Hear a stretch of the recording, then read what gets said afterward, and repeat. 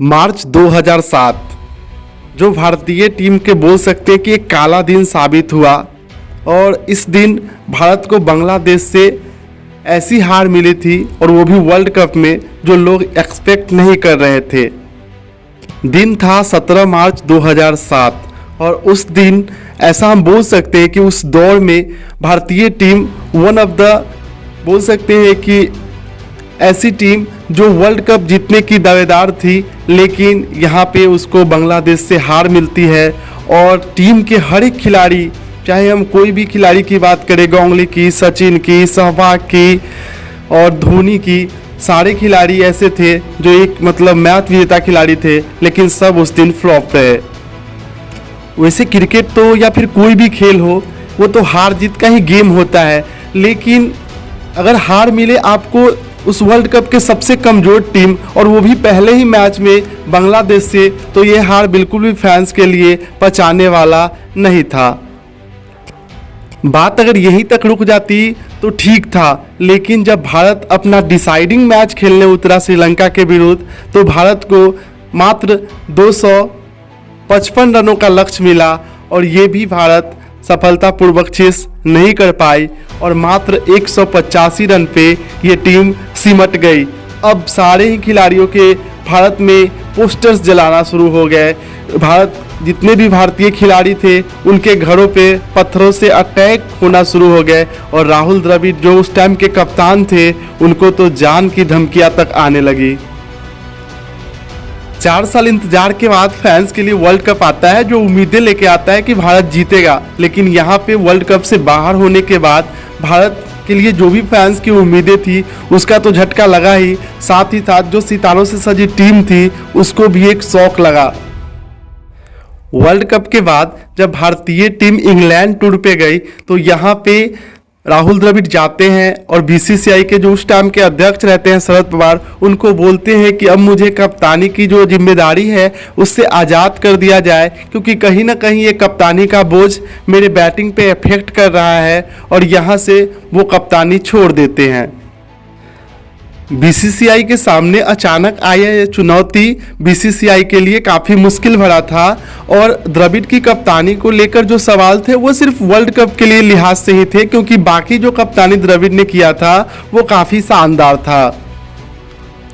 बहुत ज़्यादा माथापच्ची करने के बाद बीसीसीआई को एक नाम जो सूझा वो अब सचिन तेंदुलकर का ही नाम उसको सूझा, क्योंकि एक नाम और थे सौरव गांगुली, जिन्होंने हाल ही फिलहाल कप्तानी छोड़ा था, तो उनका नाम तो आया दिमाग में, लेकिन बीसीसीआई ने डिसाइड किया कि अब सचिन ही अगले कप्तान होंगे।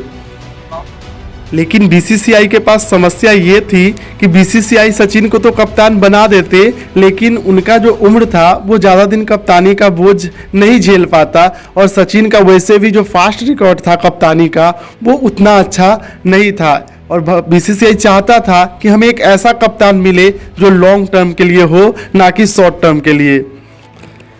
लेकिन असली प्रॉब्लम तो तब शुरू हुई जब सचिन ने भी ये जिम्मेदारी उठाने से मना कर दिया, और इसके बहुत सारे रीजंस थे। जो सबसे बड़ा रीजंस था वो ये था कि सचिन उस टीम के सीनियर प्लेयर्स थे जो वर्ल्ड कप से अभी हाल ही फिलहाल बाहर हुई थी, इसलिए सचिन ने सोच विचार करके ये जिम्मेदारी उठाने से मना कर दिया। अब एक और मुसीबत थी जो भारतीय टीम के सामने थी, या यूँ कहे बीसीसीआई के सामने थी, वो ये थी कि इसी साल T20 का वर्ल्ड कप शुरू होने वाला था और यहाँ पे एक कप्तान चाहिए था। बीसीसीआई ने सचिन से ही रिक्वेस्ट किया कि आप मुझे एक ऐसा नाम बताइए जो इस कप्तानी के जिम्मेदारी को संभाल सके। तो सचिन ने बहुत सोच विचार के एक नाम बताया और वो नाम था MS धोनी का। उन्होंने बताया कि MS धोनी है जो विकेट के पीछे से एकदम सही डिसीजन ले सकते हैं, और वो कब क्या डिसीजंस लेना है ये भी उनको अच्छे से पता है। जब बीसीसीआई को ये नाम सजेस्ट किया गया सचिन के द्वारा MS धोनी का, तो बहुत सारे लोग ताजुब में थे कि ये नया खिलाड़ी है, और बहुत सारे पुराने खिलाड़ी थे जैसे हरभजन थे टीम में, युवराज थे टीम में, लेकिन धोनी का नाम सचिन ने लिया और बीसीसीआई इस बात पे अंततः सहमत भी हो गए कि अगला जो T20 का कप्तान होगा वो धोनी ही होगा। लेकिन बीसीसीआई को भी खुद भी ये विश्वास नहीं था कि धोनी किस प्रकार कप्तानी करेगा।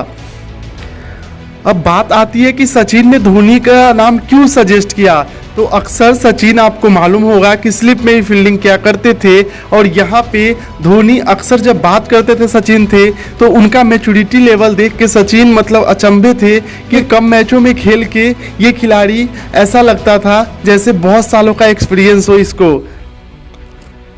सचिन ने उनका नाम इसलिए भी सजेस्ट किया था, जो बड़े बड़े बॉलर्स थे उस टाइम के, चाहे हम जाहिर की बात करें, अगरकर की बात करें, हरभजन की बात करें, वो भी बैट्समैन की उन कमियों को नहीं निकाल पाते थे, ढूंढ नहीं पाते थे, जो धोनी चुटकियों में बैट्समैन की उन कमियों को ढूंढ के और बॉलर्स को बता दिया करते थे। अब ये तो नहीं पता था सचिन को कि धोनी का नाम इतनी जल्दी कैप्टेंसी के लिए उनको सजेस्ट करना पड़ेगा, लेकिन ये उनको पता था कि धोनी एक कैप्टन का प्योर मटेरियल है और इसीलिए धोनी का नाम सचिन ने उस टाइम सजेस्ट किया।